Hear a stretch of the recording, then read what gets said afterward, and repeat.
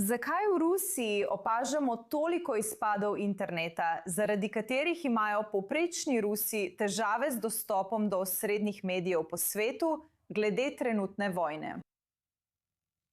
Število ruskih žrtev se ni zmanjšalo, vendar je precej manjše kot število ukrajinskih žrtev. In zapomniti si morate, da ima Rusija, ampak sploh ne gre za številke. Samo zakaj sploh vidimo te internetne izpade? Ja.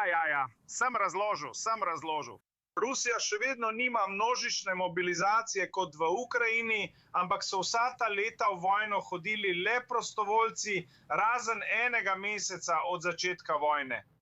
In če pogledaš na internet, Rusija zdaj poskuša vzpostaviti svoj osrednji domači sporočilnik, ker ljudje na oblasti verjamejo, da je to politično preveč nevarno.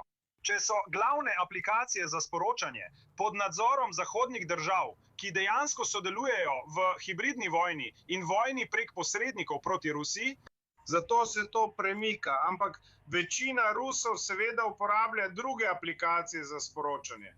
In obstaja jih kar nekaj, veliko, ker je zaprto. In kar se tiče mobilnega interneta, ga ukrajinski droni uporabljajo za ciljanje. Zato je to neomejeno. Ljudje so zaradi tega zelo nezadovoljni, če sem iskren. Zelo nezadovoljni. Kljub temu pa sprejemajo, da je to realnost. In mimogrede, to bo v nekaj letih realnost tudi v evropskih državah. Katarina, si želela odgovoriti na to, kar smo pravkar slišali od Sergeja? Mislim, resnično, verjetno je samo ena stvar, ki jo lahko rečem.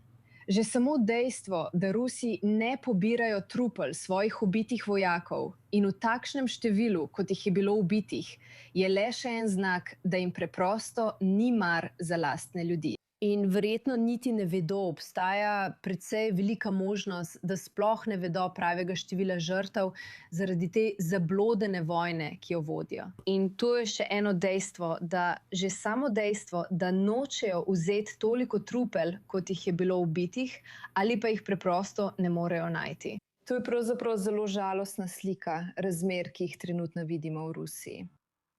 In rada bi ti dala nekaj prostora za odgovor, Sergej, kar izvoli. Laže.